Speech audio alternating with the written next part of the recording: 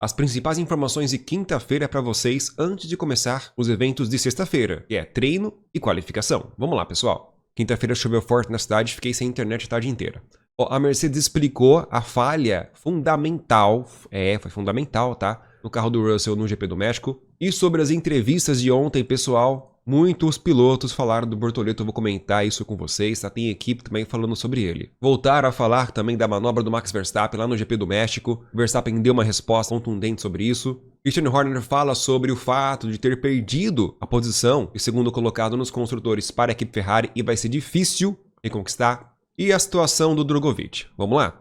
Padrão Treta F1, informações diretas e claras para vocês agora. Curta esse vídeo, inscreva-se no canal e compartilhe para os amigos. George Russell correu praticamente a corrida toda no GP do México com a asa dianteira parcialmente quebrada. O flap, que é essa região aqui, ó, estava danificado. E não foi danificado por alguma batida, não. Danificou sozinho. Na grande reta da pista com DRS, a asa dianteira tende a baixar um pouco mais o carro. E aí o engenheiro explicou que o carro já estava muito baixo. Muito baixo. Com isso, a asa dianteira bateu num solavanco que tem, e o George Russell passou em cima. E esse solavanco fez quebrar o flap. Tem noção, pessoal? Quão baixo estava esse carro? E quão forte foi esse solavanco? Então, o George Russell teve aí uma perca, algo em torno de 1/10 ou meio décimo de segundo por volta por causa desse flap. Agora, o engenheiro vai trabalhar para que isso não ocorra no Brasil, pois no Brasil, a pista também é de alta velocidade e tem uns solavancos na reta ali.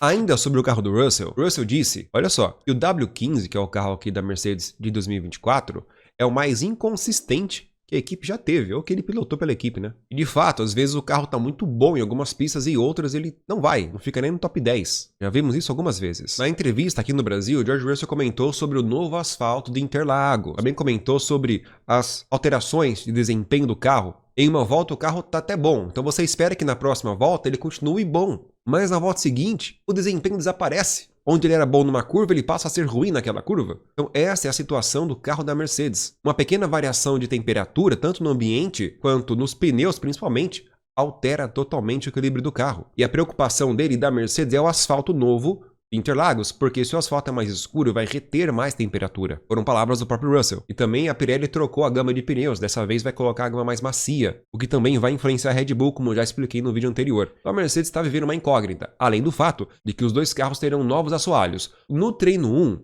cada um vai ter uma pequena especificação técnica de cada assoalho diferente. Então vão trazer 2 assoalhos novos para os 2 carros, mas com pequenas alterações ali nos treinos, tá bom? Para definir qual vai ser o melhor para depois na qualificação. Lembrando, sexta-feira, 11h30, começa o treino livre 1 e estaremos aqui ao vivo transmitindo. Vamos lá, pessoal. Bortoleto, olha, ele foi assunto forte no Media Day, que é toda quinta-feira antes dos eventos da Fórmula 1. Reunião com todos os pilotos, aí, entrevistas com eles e várias perguntas e respostas. Vamos lá, pessoal, para começar aqui. A McLaren vai já liberou o Bortoleto para uma suposta assinatura com a Audi ano que vem. O Zac Brown, chefe da McLaren, disse que não tem por que segurar o Bortoleto porque não há vaga para ele na McLaren. Então a atitude do Zac Brown foi muito interessante. O Piastri também comentou sobre isso, vários pilotos comentaram sobre isso, imprensa especializada também. Piastri, por exemplo, disse que o Bortoleto mandou muito bem na Fórmula 3, está vencendo agora na Fórmula 2. Ele tem total condição de ir para a Audi e fazer bonito lá, mesmo a Audi sendo o fundo do grid. Eu vou comentar com vocês isso mais adiante, pois essa questão foi levantada. Quem cuida do Bortoleto é a agência A14, que é do Fernando Alonso. E segundo informações exclusivas aqui que o Grande Prêmio levantou, essa é a vantagem da corrida ser no Brasil, dá para conversar com várias pessoas influentes lá. Mas o receio da agência do Fernando Alonso é colocar o Bortoleto em 2025 na Audi, que hoje é a Sauber, né?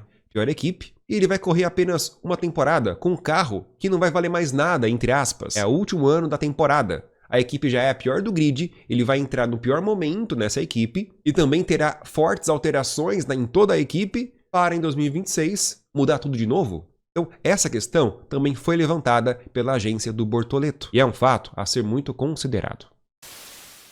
E ainda sobre o Bortoleto, o Verstappen, não só ele, mas outros pilotos defendem a contratação do Bortoleto pela Audi. Cara, o Verstappen falando isso tem peso, pessoal. Ele disse diretamente que se fosse eu, já teria assinado com ele. Verstappen disse isso, hein? Com certeza vai ter um peso isso aqui. E para finalizar o caso do Bortoleto, pessoal, até o Bottas disse sobre ele. O Bottas também aí, ele estava sendo ventilado. Na verdade, olha só como é curioso. Uma imprensa da Suíça, se eu não me engano, disse que o Bottas já tinha se assinado, estava tudo certo com a Audi em 2025. Mas a Audi nunca confirmou e agora surgiu aí os boatos que ele está tentando assinar aí para ser piloto reserva da Mercedes em 2025.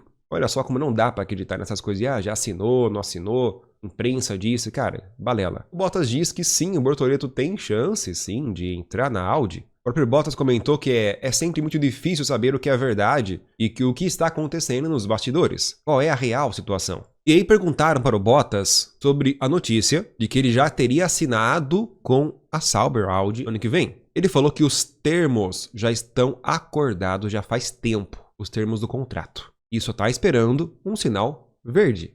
Olha só, hein? Atenção nessa informação. Depois perguntaram para ele sobre uma possível vaga como reserva na Mercedes. Ele falou que tiraram isso um pouco fora de contexto, mas ele sempre manteve boas relações com a Mercedes, manteve contato e ele considera todas as propostas para continuar na Fórmula 1. Aí desconversou, dizendo que o foco ainda é este ano.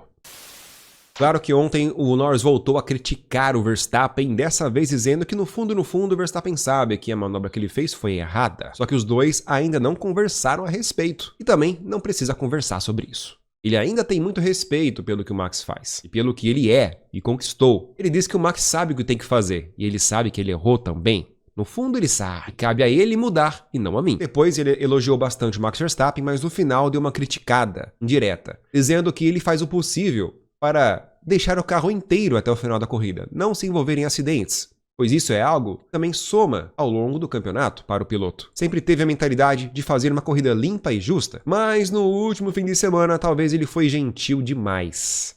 No ataque ou na defesa? Eu acho que foi nos dois. Às vezes ele paga o preço por não ter sido agressivo o suficiente. No Brasil, ele tem a expectativa de ter uma corrida mais limpa e justa. Mas Max Verstappen respondeu a todas as críticas que ele recebeu. De forma direta e reta, ele fala que ele é tricampeão e sabe o que está fazendo. Ele recebeu muitas críticas, tá, pessoal, de vários pilotos, até mesmo do Damon Hill, do grandíssimo Damon Hill, né? Jornalistas e etc. Mas, no modo geral, ele falou que ele não dá ouvidos a essas pessoas, apenas faz o trabalho dele. Eu sou o tricampeão mundial, acho que sei o que estou fazendo. Tenho minhas opiniões, mas não preciso compartilhá-las. Eu gosto de ganhar, não gosto de perder. Eu apenas tentei maximizar o resultado e, como disse, algumas pessoas ganham, outras perdem. Só acho que está regulamentado demais, ou seja, criticou as regras da FIA. Ele falou que o livro de regras está ficando cada vez maior a cada ano. Agora a entrevista do chefe da Red Bull falando sobre a Red Bull ter perdido para a Ferrari, por enquanto, a segunda colocação nos construtores. O problema são os pneus. E é a principal coisa que a Red Bull tem que lembrar e fazer aqui no GP do Brasil, principalmente com o novo asfalto. Gerenciamento dos pneus. Ele volta a falar que com pneu duro, a Red Bull não teve ritmo. Pessoal, um adendo aqui, tá? A Pirelli trocou a gama de pneus, tá bom? Aqui para o Brasil, colocou a gama de pneus mais macia. Basicamente, não vai ter pneu duro. Olha só os pneus. C5 é o super macio, C4 é o macio, C3 é o médio, C2 é o duro e o C1 é o super duro. No Brasil, vai ter só esses três primeiros à direita. Super macio, que vai ser o macio, que vai ser o médio, e o médio, que vai ser o duro. Então, essa gama de pneus pode favorecer a Red Bull, porque de fato aqui não vai ter o composto duro. Mas ao mesmo tempo que pode resolver o problema da Red Bull que não tem desempenho com composto duro, também pode beneficiar outras equipes, pessoal. Inclusive o chefe da Red Bull fala sobre isso, que no Brasil vai ser um desafio muito diferente do México. A McLaren está indo muito bem no final dos stints, no final da duração dos pneus, pois o pneu dura mais, gerencia melhor o pneu e consegue melhor desempenho no final. E sobre vencer a Ferrari, ele falou que vai ser muito difícil. Volta a criticar indiretamente o Pérez, dizendo que precisamos dos dois carros, obviamente, para marcar pontos, pois atualmente só um está marcando, que é o Verstappen. Ele fala que a Ferrari marcou muitos pontos no México e que deixou a Red Bull numa situação complicada. Comenta aí a opinião de vocês, pessoal. Polêmico isso aqui, hein? E para finalizar, até mesmo o Drogovic está sendo ventilado aí numa possível vaga na Audi para 2025. Pessoal, a dança das cadeiras na Fórmula 1 é um absurdo, tá? Muitos rumores, especulação, achismo. Mas vamos falando aqui a opinião dos pilotos para vocês, tá?